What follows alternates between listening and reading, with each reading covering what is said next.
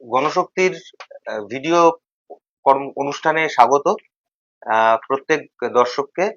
আসলে আজকেই তো আরজিকর কাণ্ডের আহ, সাজা হয়েছে শিয়ালদহ আদালতে, নিম্ন আদালতে। কিন্তু সাজা আজকে ঘোষণা হয়েছে, শনিবার দিন রায় ঘোষণা হয়েছিল, আজকেই সাজা ঘোষণার দিন ছিল, সাজা ঘোষণা হয়েছে আমৃত্যু কারাদণ্ডের সাজা। কিন্তু ঘটনা হচ্ছে যে কেবলমাত্র সঞ্জয় রায়কেই দোষী করা হয়, সেটা হবেও, কারণ সঞ্জয় রায়ের নামে চার্জশিট ফেলা হয়েছিল, ফলে সঞ্জয় রায়ের কেবলমাত্র সাজা ঘোষণা করা হয়েছে। যত ওখানে বিভিন্ন অংশ ছিলেন, বিশেষ করে পরিবারের কেউ এই রায়ে খুশি নন। যারা আন্দোলনরত চিকিৎসক তারাও বলছেন যে এই রায়ে বা গোটা তদন্ত প্রক্রিয়ায়, ঠিক করে বললে গোটা তদন্ত প্রক্রিয়ায় যারা অপরাধের মূল, যারা এটা ঘটিয়েছে তাদেরকে হচ্ছে ছাড় দিয়ে দেওয়া হয়েছে। এবং অপরাধ নিয়ে বারবারই, তদন্ত প্রক্রিয়া নিয়ে বারবার প্রশ্নের মুখে, সব থেকে বড় প্রশ্নের মুখে সিবিআই। এবং কার্যত কথাটা এখন এরকম হয়েছে যে এই গোটা তদন্তকাণ্ডে এবং এই গোটা প্রক্রিয়ায় রহস্যের কেন্দ্রে সব থেকে রহস্যজনক হচ্ছে সিবিআই এর ভূমিকা। আমার সঙ্গে রয়েছেন গণশক্তির সাংবাদিক সুদীপ্ত বসু। সুদীপ্ত দীর্ঘদিন ধরেই এই গতিবিধি তাকে নজরে রাখছে, সে সংক্রান্ত বহু প্রতিবেদন হাজির করছে। আমরা একটু সুদীপ্তর কাছ থেকে শুনবো মুখ্যত তা হচ্ছে যে আদালতে যা হয়েছে হয়েছে, কিন্তু তদন্ত প্রক্রিয়া বারবার প্রশ্নের মুখে, এবং সিবিআই তাকে ঘিরে হচ্ছে সব থেকে বেশি রহস্যজনক। সিবিআই কেন বলা হচ্ছে? না, প্রথম কথা হচ্ছে যে গোটা এ রাজ্য শুধু নয়, গোটা দেশে সাম্প্রতিককালে একটা ঘটনা নাড়া দিয়েছে, গোটা দেশের মানুষের মধ্যে প্রতিক্রিয়া তৈরি হয়েছিল। একটা হাসপাতালের ভিতরে 36 ঘন্টা কর্মরত পোস্ট গ্রাজুয়েট ট্রেনি, তার নিজের কর্মস্থল, মধ্যবিত্ত পরিবার, সেখান থেকে পড়াশোনা করে বড় হওয়া, ডাক্তারির স্বপ্ন দেখা, ওর মায়ের কথায় যে গোল্ড মেডেলে ও অ্যাটেম্প করছিল, একটা চান্স, একটা স্বপ্ন ছিল। একটা মেয়ে 36 ঘন্টা কর্মরত অবস্থায় নিজের কর্মক্ষেত্রে খুন হচ্ছে, তার আগে ধর্ষণ হচ্ছে। ভারতবর্ষে সাম্প্রতিককালের যা ঘটনা পরম্পরা, তার মধ্যে এত বড় নৃশংসতম ঘটনা স্বাভাবিকভাবে তা একটা সামাজিকভাবে একটা অভিঘাত তৈরি করেছিল মানুষের মধ্যে। সেটা এখনো আছে, মানুষ এখনো রাস্তায় আছে। ঘটনাটা এই আরো একটা কারণে তাৎপর্যপূর্ণ, যেটা শুদ্ধতা প্রশ্ন করার সময় বললেন যে সিবিআই এর ভূমিকাটা রহস্যজনক। স্বাভাবিকভাবেই সিবিআইটা এলো কেন? প্রথম কথা হচ্ছে সিবিআই এলো কেন, তার কারণ আমাদের রাজ্যে দেখা যাচ্ছে যে স্টেট অ্যাডমিনিস্ট্রেশন যে তদন্ত করছিল, পুলিশ যা করছিল, এটা একাধিক ভাবে হয়েছিল। যখন চিটফান্ডের কাণ্ডে হয়েছিল, যখন রেশন কেলেঙ্কারিতে হয়েছিল, একাধিক ঘটনা দেখা যাচ্ছে রাজ্য সরকার বা পুলিশ তাদের স্বাভাবিকভাবে তদন্তের অভিমুখ ধামাচাপা দেওয়া একটা লক্ষ্যে নির্ধারিত হয় শাসক দলকে। এবং গোটা ঘটনায় 3 দিনের মাথায় সিবিআই এ তদন্তভার দায়িত্ব পায়। এটা আরো একটা তাৎপর্যপূর্ণ বিষয়। সারদা নারদা বা আম, আহ, রেশন কেলেঙ্কারি যা সমস্ত আছে, যা যা ঘটেছে এই সময়কালে, বা কয়লা পাচার, গরু, তার ক্ষেত্রে সিবিআই এক্ষেত্রে একটু সুবিধাজনক অবস্থানে ছিল, একটু হলেও 3 দিনের মধ্যে পেয়েছে। আবার এটাও বাস্তবতা যে 3 দিনের মধ্যে অনেক তথ্য প্রমাণ বা তথ্য নথি গায়েব বা লোপাট করা হয়েছিল। এটা কোথায় বলছে? এটা সিবিআই বলছে। এটা কোথায় বলছে? এটা আদালতে বলছে। শুধু শিয়ালদা কোর্টে বলেনি, হাইকোর্টে বলেছে, সুপ্রিম কোর্টে বলেছে। ফলে নিম্ন আদালত থেকে দেশের সর্বোচ্চ আদালতে সিবিআই বলছে যে এইরকম একটা, সিবিআই এর আইনজীবী বলছেন, তুষার মেহতা সলিসিটর জেনারেল বলছেন, সুপ্রিম কোর্টে তখন চন্দ্রচূড়ের বেঞ্চে বলছেন যে এইরকম একটা সংবেদনশীল ঘটনায় 5 মিনিটও গুরুত্বপূর্ণ, সেখানে আমরা প্রায় 3 দিন পর তদন্ত পেয়েছি। ফলে তথ্য প্রমাণ লোপাটের অনেক সম্ভাবনা রয়েছে, এটা সুপ্রিম কোর্টে বলছে। তার ভিত্তিতে এবার যদি আপনি তদন্ত প্রক্রিয়া দেখেন, দেখবেন যে যেটা শুদ্ধরা বললো যে কেন রহস্য, যে সিবিআই নিম্ন আদালতের কথা বারবার বলছে লার্জার কনস্পিরেসি। বলছে সন্দীপ ঘোষ বা টালা থানার ওসি তৎকালীন, অভিজিৎ মন্ডল বা আরজি করে প্রাক্তন অধ্যক্ষ সন্দীপ ঘোষ, এদের দুজনের যে ফোনের কথোপকথন পাওয়া গেছে, যে কল রেকর্ড পাওয়া গেছিল সেদিনকে সকালবেলা তথ্য ধামাচাপা দিতে, তাতে এটা লার্জার কনস্পিরেসি পার্ট, অর্থাৎ তথ্য ধামাচাপা বা লঘু করে দেওয়ার চেষ্টা চলেছে। এটা সিবিআই বলছে। এবার তাহলে সিবিআই এর ভূমিকাটা কি? আমি বিস্তারিত যাচ্ছি না, শুধু দুটো কথা বলছি যে নির্যাতিতা পড়ুয়ার মা দেখবেন কালকেও বলেছেন, আজকেও বলেছেন, সঞ্জয় রায় ক্রিমিনাল, ও শাস্তি হোক। কিন্তু সঞ্জয় রায় একমাত্র অভিযুক্ত নয়, এটা আমরাও বিশ্বাস করি না, গোটা রাজ্যবাসীও বিশ্বাস করেন না। এক্ষেত্রে আরেকটা গুরুত্বপূর্ণ কথা বলেছেন সন্তানহারা জননী। তিনি বলেছেন যে সিবিআই আমাদের কাছ থেকে সব শুনে গেছে, তারপরে কিভাবে তদন্ত হতে পারে? এ তদন্তটাকে নষ্ট করেছে সিবিআই। নিজের একমাত্র সন্তান হারানোর জননী যখন এই কথা বলছেন, সংবাদ মাধ্যমের সামনে দাঁড়িয়ে, মিডিয়ার সামনে দাঁড়িয়ে কথা বলছেন, তাহলে বুঝতে হবে যে এই তদন্তের ক্ষেত্রে যেখানে সিবিআইয়েরও তাই ভূমিকা রয়েছে। আমি যদি খুব ছোট করে কতগুলি পয়েন্ট জাস্ট বলতে বলতে যাচ্ছি, প্রথম থেকে জাস্ট সেদিনকে সকালবেলা 9:30টার সময় দেহ উদ্ধার হলো। টালা থানার ওসি এলেন 10টা 10-এ। এটা হচ্ছে সুপ্রিম কোর্টে পিটিশন অনুযায়ী 10টা 10-এ এলো। তারপর তদন্ত প্রক্রিয়া আস্তে আস্তে শুরু হলো। ইন দ্য মিন টাইম ঘটনা ঘটলো যে তার পরবর্তীকালে, আমি ঘটনা ঠিক একটুখানি এতটা ডিটেলে বললে অনেকটা সময় লাগবে বলে কতগুলো পয়েন্ট আকারে যাচ্ছি, যে সেদিনকে যে সকালবেলা 9:30টার সময় সেমিনার রুমে একেবারে শেষ প্রান্তে পোডিয়ামে সেখানে একটা ম্যাট্রেস রয়েছে, সেখানে একটা দেহ উদ্ধার হলো, অর্ধনগ্ন দেহ। তার পাশে জিন্সের প্যান্ট রাখা রয়েছে, তার পাশে জুতো জোড়া পরিচ্ছন্ন করে সুন্দর করে গুছিয়ে রাখা আছে, মাথার উপর হাত রয়েছে। যা দেখে নাকি এক চিকিৎসক পড়ুয়া মনে করেছিলেন উনি ঘুমিয়ে আছেন, এরকম করে দেহটাকে রাখা ছিল।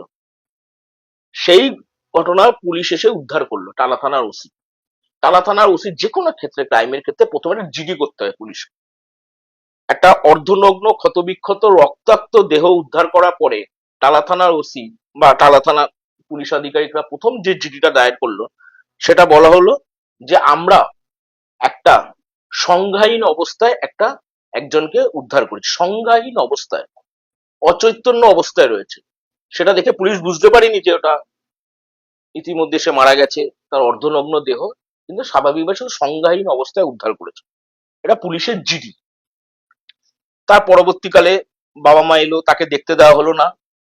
দুদিন পরে যে আমাদের একটা ক্লিপিংস বেরোলো 4 মিনিটের, তাতে দেখা গেল গোটা সেমিনার রুমটা মেলার মতন ভিড়, মেলার মতন ভিড়ে সকলে আছে।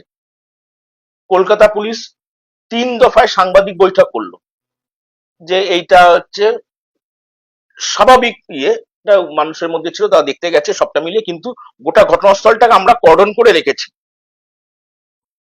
ইন দ্য মিন টাইম সেখানে লাল জামা পরা একজন ব্যক্তিকে দেখা গেল, তাকে বলা হলো কলকাতা পুলিশ ফিঙ্গারপ্রিন্ট বিশেষজ্ঞ। দেখা গেল সে ফিঙ্গারপ্রিন্ট বিশেষজ্ঞ না, সে তৃণমূলপন্থী চিকিৎসক সংগঠনের নেতা এবং এসএসকেএম এর পিজিটি অভিক দে, থ্রেড কালচারের পান্ডা। আমি পয়েন্টগুলি কেন বলছি, এগুলি এই কেসের সাথে গুরুত্বপূর্ণ কিনা কিংবা এই কেসটা কিভাবে দেখা হয়েছে তার আগে থেকে বলছি যে লার্জার কনস্পিরেসি পার্টটা কি ছিল। নিছক একজন সিভিক ভলেন্টিয়ারও দায় কলকাতা পুলিশকে নিতে হবে। কলকাতা পুলিশের ব্যারাকে সে শুয়ে থাকতো, কলকাতা সে নিজে বলছেন রাত্রিবেলা কলকাতা পুলিশের ব্যারাকে গেছে এবং পুলিশ ওয়েলফেয়ার কমিটির সদস্য। পুলিশ ওয়েলফেয়ার কমিটির সদস্য হতে গেলে কলকাতা পুলিশের অধীনে একজন সিভিক ভলেন্টিয়ার কি করে কলকাতা পুলিশ ওয়েলফেয়ার কমিটির সদস্য হতে পারে, এ প্রশ্ন তুলতে হবে।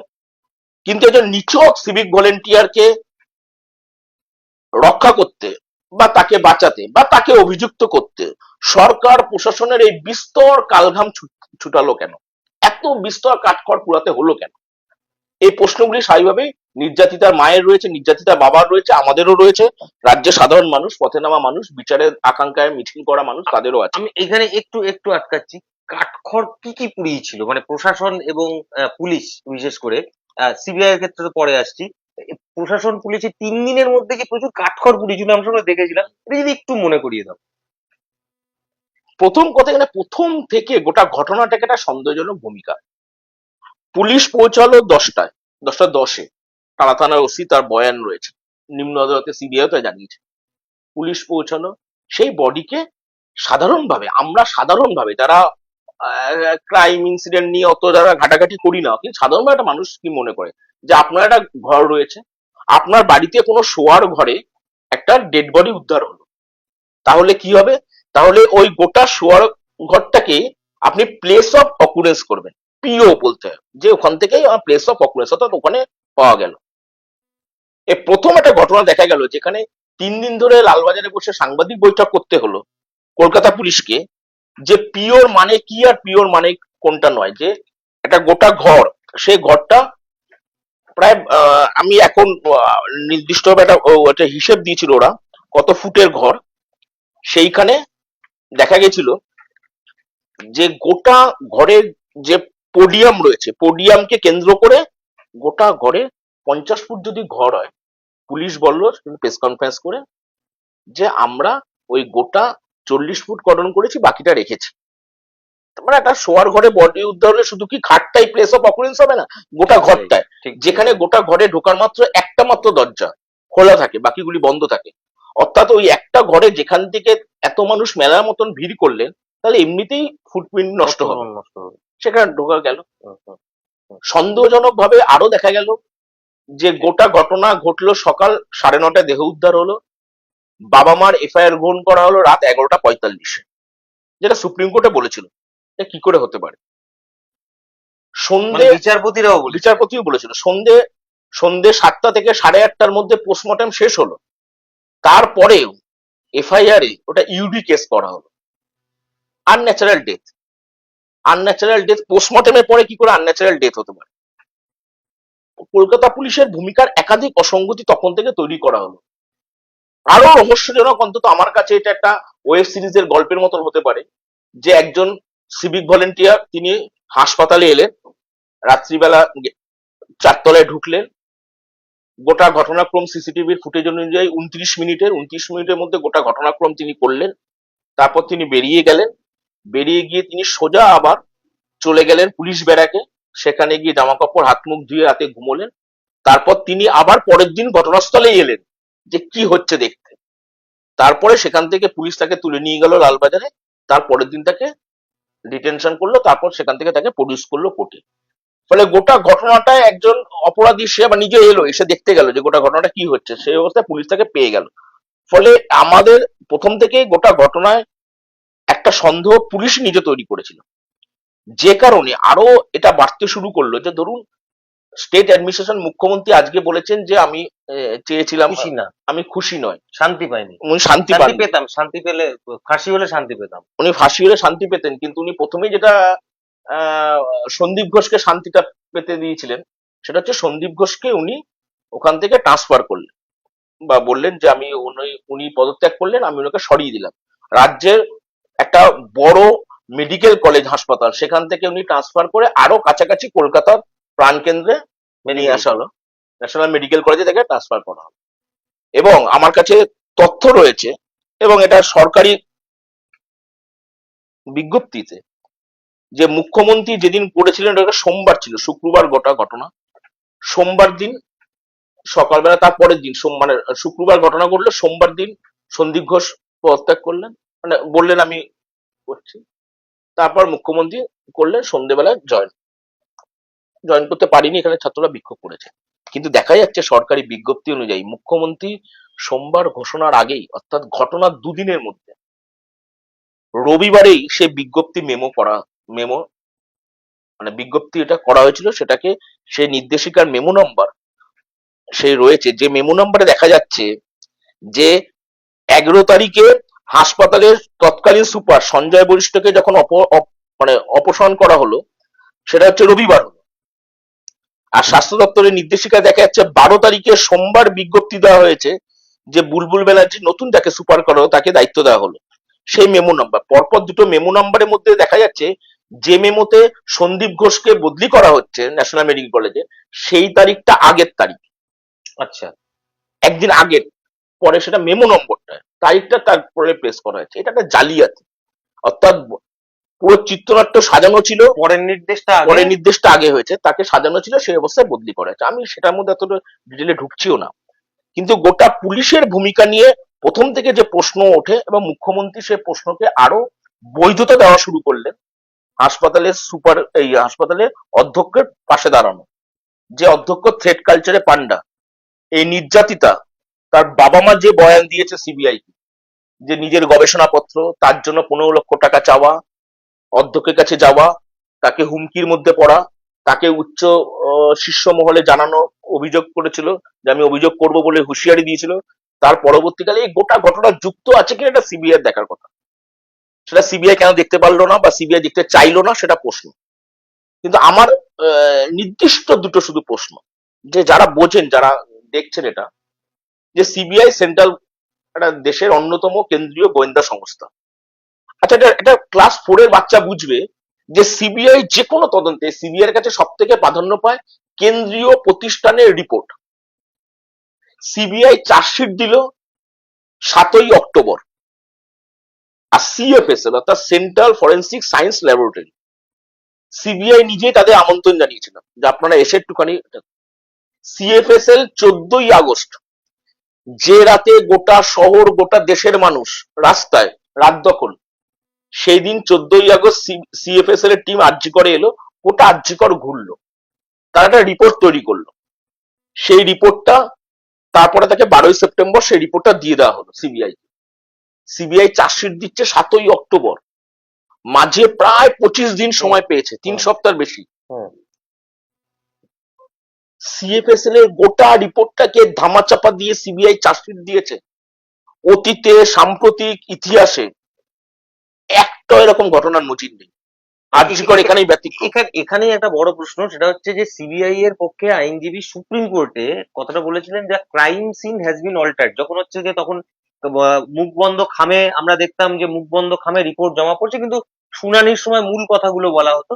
এবং তাতে যে কথা বলে crime scene has been altered, মানে একজনকে হত্যা করা হয়েছে অন্য জায়গায়, সোজা কথাটা মানে হয় অন্য একদম। জায়গায় নিয়ে আসা হয়েছে এখানে। সেই সিবিআই এত বড় একটা কাণ্ড কোনো একটি দেহ এবং ওরকম একটা জনবহুল হাসপাতালের মধ্যে সরানো হচ্ছে, এটা কোনো একজনের পক্ষে সম্ভব? এটা সিবিআই এর কেউ মনে করে? তাহলে সেই কথাই আদালতে বলছে না। আমি শুধু এটুকুই বলতে পারি যে সিবিআই 4 তলার সেমিনার রুম নাকি 8 তলার কোনো স্পেশাল ওটি, সেটা সিবিআই অফিসাররাও জানে। আমি দায়িত্ব নিয়ে বলছি, সিবিআই অফিসাররা জানে অর্থর ওটি। সন্দীপ ঘোষ সেখানে মাঝে মাঝে অস্ত্রোপচার করতেন। 8 তলার স্পেশাল ওটি নাকি 4 তলার সেমিনার রুম, এর ধোঁয়াশাটা সিবিআই এর কাছে স্পষ্ট। সিবিআই কেন সেটা স্পষ্ট চার্জশিটে বলতে পারছে না, এখানেই উঠে আসছে আসলে সিবিআই নিজে পার্ট অফ দা এই লার্জার কনস্পিরেসি। এইখানে তার কারণ সিএফএসএল এর যেটা বলা হচ্ছে, সুপ্রিম কোর্টে বলা হলো যে crime scene has been altered, অর্থাৎ যেখানে দেহ উদ্ধার হয়েছে সেটাই ক্রাইম সিন বলে মনে করা হচ্ছে না। আর সিএফএসএল এর রিপোর্ট বলা হলো কি, central forensic science laboratory report বললো যে 4 তলার সেমিনার রুমটা নার্সিং স্টেশনের পাশ দিয়ে গেলে বোঝা যাবে, ওখানটায় 4 তলায় নার্সিং স্টেশনের পাশ দিয়ে ওই চেস্ট মেডিসিনের সেমিনার রুমে যাওয়ার রাস্তাটা এতটা সরু প্যাসেজ আছে, এবং সেই নার্সিং স্টেশনে 24x7 নার্স বা আয়া বা হাসপাতালের স্টাফ তারা রয়েছে। এবং 14ই আগস্ট যখন তারাও গেছিল রাত্রিবেলা, দেখেছে রাত্রিবেলা লোকজন রয়েছে, রিপোর্টে রয়েছে, বিস্তারিত লিখেছে। তা ওইটা সমস্তটা এড়িয়ে ওখানে ওই প্যাসেজ দিয়ে একজন ব্যক্তির পক্ষে যাওয়া সবার অগোচরে, এবং এরকম একটা ঘৃণ্য অপরাধ সংগঠিত করে সে বেরিয়ে আসলো, এটা সম্ভব নয়। সিএফএসএল লিখছে, শুধু এখানে থামছে না, সিএফএসএল আরো একটা গুরুত্বপূর্ণ পয়েন্ট বলছে। সিএফএসএল বলছে যে 4 তলার সেমিনার রুমে আমরা যা খতিয়ে দেখেছি, সেখানে সেই সেমিনার রুমে এমন কোন ধস্তাধস্তির কোনো নমুনা বা চিহ্ন আমরা পাইনি। ধস্তাধস্তি মানে কি, যে একটা ধর্ষণের ঘটনা ঘটলে স্থায়ীভাবেই প্রতিরোধের চেষ্টা হয়, মেয়েটিও প্রতিরোধ করেছিল, যে কারণে সঞ্জয় রায়ের পিঠে কতগুলি আঁচড়ের দাগ দেখা গেছিল, সেই দাগগুলির সাথে মিলিয়ে দেখা গেছে যে ওটা ওই প্রতিরোধেরই ক্ষত চিহ্ন, ফলে ধস্তাধস্তি হয়েছিল, এটা বাস্তব। তাই যদি ধস্তাধস্তি হয়, 4 তলার সেমিনার রুমে ধস্তাধস্তির কোনো ঘটনাই ঘটেনি বলে সিএফএসএল এর রিপোর্ট বলছে। আরো ইন্টারেস্টিং, সিএফএসএল এর রিপোর্ট বলছে যে নির্যাতিতা ওখানে প্রতিরোধ করেছিল, কিন্তু ধস্তাধস্তির ঘটনা যদি 4 তলার সেমিনার রুমে না ঘটে, তাহলে ঘটনাটা কোথায় ঘটলো? এক্স্যাক্টলি। তার পরের লাইনে সিএফএসএল বলছে, কনক্লুড করছে রিপোর্টটা, যে ম্যাট্রেসের মধ্যে মেয়েটির দেহ শায়িত ছিল, মাথার এখানে এবং পিছনে কোমরের নিচের জায়গায় ওখানটায় কিছু স্পট আমরা পেয়েছি ব্লাড। তাতে বোঝা যাচ্ছে ইঙ্গিত যে তাহলে দেহটা হয়তো ওখানটা এসে রাখা হয়েছে, না হলে তার এলোমেলো যে শুধুমাত্র ওইটুকু ওই দুটো স্পটে কোনো দাগ থাকতো না, ওটা শোয়ানো হয়েছে অন্য জায়গা থেকে এসে। ঠিক এইখানে সিএফএস এর রিপোর্টের উল্টো দিকে আসুন। এই সিবিআই 11 জন স্পেশালাইজ চিকিৎসককে নিয়ে গোটা দেশের, তাদের নিয়ে এমআইএমবি, এটাকে বলে মাল্টি ইনস্টিটিউশনাল মেডিকেল বোর্ড, আদর্শ কুমারের নেতৃত্বে এইমস এর চিকিৎসক, তাতে সফদরজাং আছে, রাম মনোহর লোহিয়া আছে, তাদের হাসপাতালের সব বিশিষ্ট চিকিৎসকদের নিয়ে একটা বোর্ড গঠন করলো। সেই বোর্ড কিছু রিপোর্ট দিল। আমি এটা বলছি এই কারণে, যেটা জেনে রাখা ভালো। সে বোর্ডের কাছে সিবিআই একাধিক প্রশ্ন করলো, 9টার মতন প্রশ্ন করেছে সিবিআই, প্রশ্ন করেছে, তারা উত্তর দিয়েছে। এটা হয় দেখবেন, আপনি এমন কিছু প্রশ্ন মানুষকে করতে পারেন যে আপনি যে কাঙ্ক্ষিত উত্তরটা শুনতে চাইছেন সেই রকম ভাবেই প্রশ্নটা করা হয়। সিবিআই এর প্রশ্নের ধরন দেখে অন্তত আমার তাই মনে হয়েছে। ধরুন সেখানে 3 নম্বর একটা প্রশ্ন ছিল, 3 নম্বর পয়েন্টে, এটা খুব গুরুত্বপূর্ণ, মানে এইটা মানে সিবিআই এর ফ্যালাসিটা, যে সেখানে 3 নম্বরে একটা প্রশ্ন ছিল যে আচ্ছা এই ঘটনাটা, এই ক্রাইমটা কি একজনের পক্ষে করা সম্ভব? এটা সিবিআই খুব নিষ্ক্রিয় ভাবে এবং তাকে প্রশ্ন করেছে এমআইএমবি কে, মেডিকেল ইনস্টিটিউশন বোর্ডকে, মাল্টি। এক সেকেন্ড, আমি প্রশ্নগুলি জাস্ট বলতে চাইছিলাম, এই প্রশ্নগুলিকে বলতে চাইছিলাম। 9টা প্রশ্ন করেছিল, প্রতিটা প্রশ্নের উত্তর বা প্রতিটা প্রশ্নের ধরন বোঝা যাচ্ছে সিবিআই শুনতে চাইছে এমন কোন উত্তর তারা চিকিৎসক মহলের কাছে জানতে চাইছে। যেমন যে প্রশ্নটা করেছিল যে আচ্ছা ঘটনাটা কি একজনের পক্ষে সম্ভব? স্বাভাবিকভাবে এমআইএমবির যে রিপোর্ট, তারা বলেছিল আরজি করে নির্যাতিত পড়ুয়া চিকিৎসকের মুখে, ঘাড়ে এবং যোনিতে যে ধরনের এবং যে মাত্রায় আঘাতের চিহ্ন পাওয়া গিয়েছে তা একজনের পক্ষেও করা সম্ভব, এই সম্ভাবনাকে উড়িয়ে দেওয়া যায় না। এটা একজনের পক্ষে করা সম্ভব, সেই বিশেষজ্ঞ কমিটি রিপোর্ট বললো একজনের পক্ষে করা সম্ভব, এই সম্ভাবনাকে উড়িয়ে দেওয়া যাচ্ছে না। প্রশ্ন যদি এটা হতো যে এটা কি একাধিক জনের পক্ষে করা সম্ভব, তাহলে তো একই উত্তর আসতো যে এই সম্ভাবনা উড়িয়ে দেওয়া যায় উড়িয়ে দেওয়া যাচ্ছে না। ফলে ফ্যালাসিটা হচ্ছে যে আপনি কোন প্রশ্নের উত্তর জানতে চাইছেন।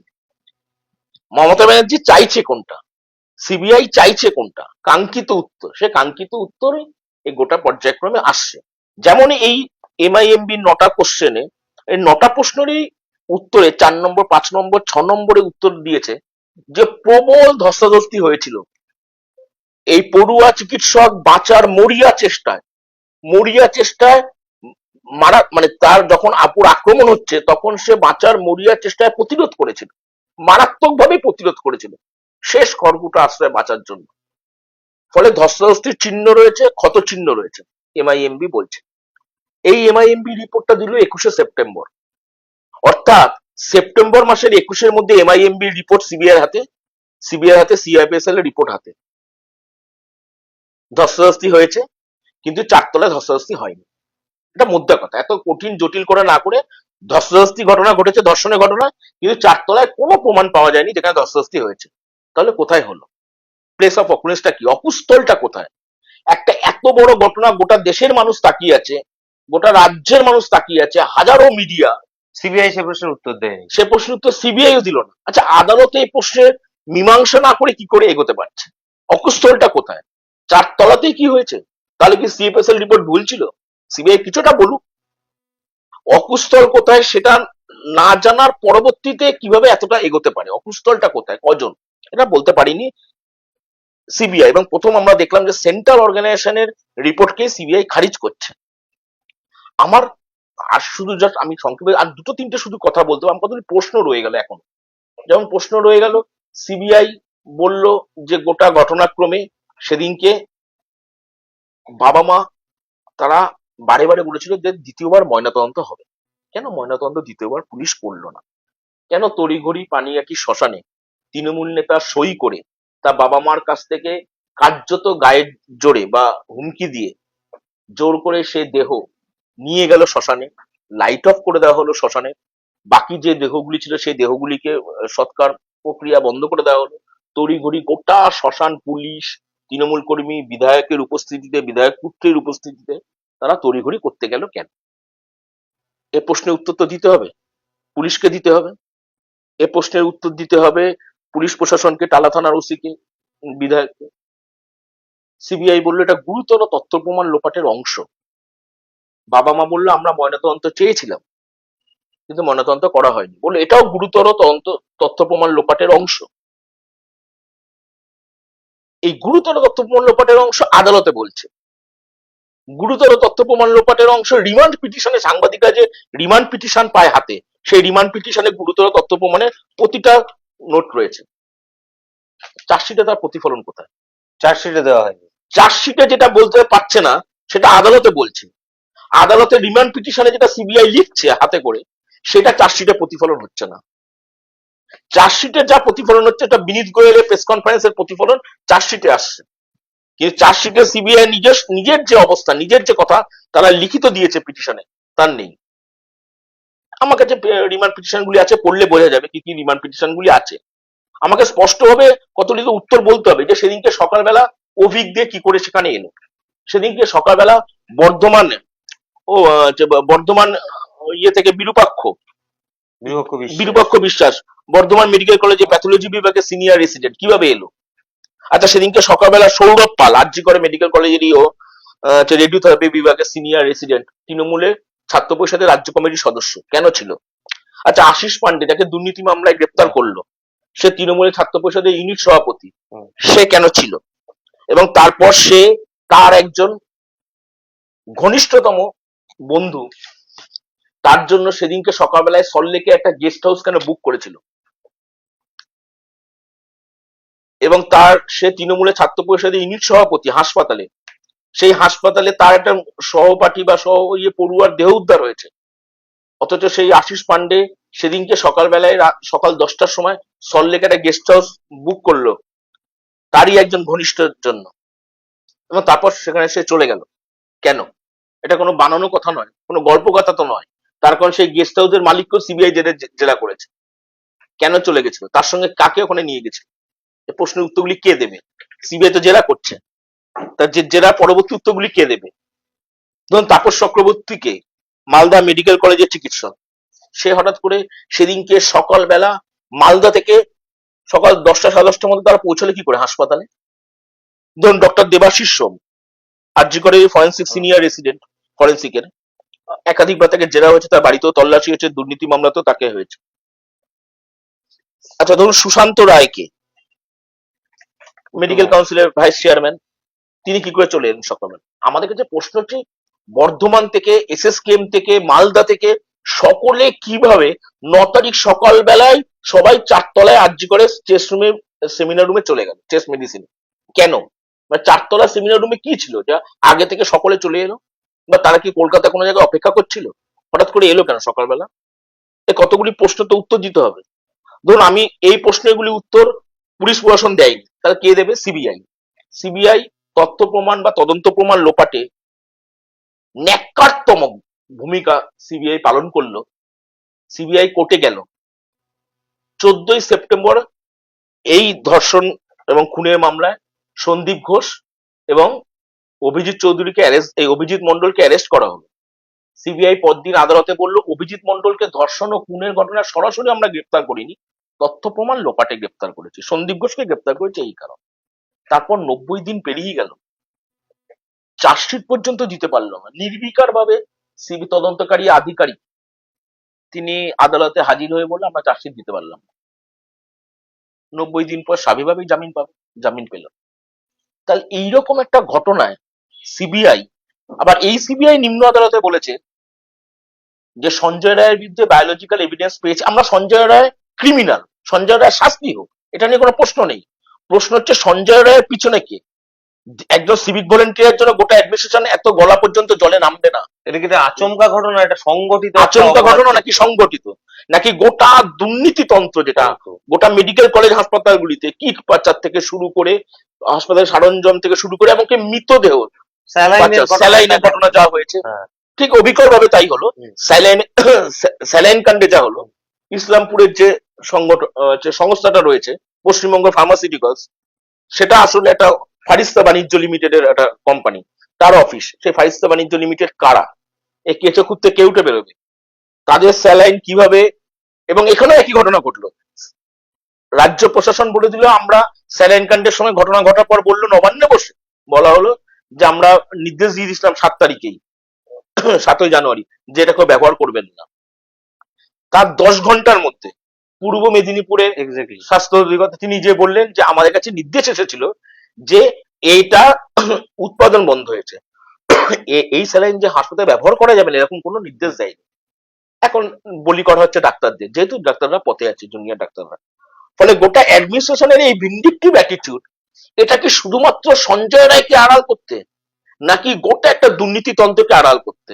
এবং গোটাই আড়ালের প্রচেষ্টায় সিবিআই কোথাও ব্যবহার হয়ে গেল, কিংবা সিবিআই নিজে ব্যবহার হলো, যেটা স্বাভাবিকভাবে রাজনৈতিক দলগুলি অভিযোগ করছে এটা সেটিং এর অভিযোগ। এই দুর্নীতিতন্ত্রের মধ্যে কি তার মানে তাহলে পরে হচ্ছে যে সরকারে আসীন, রাজ্যের সরকারে আসীন তৃণমূল কংগ্রেসের উপরতলার হাত রয়েছে, নাহলে উপরতলা থেকে এত তৎপরতা কেন?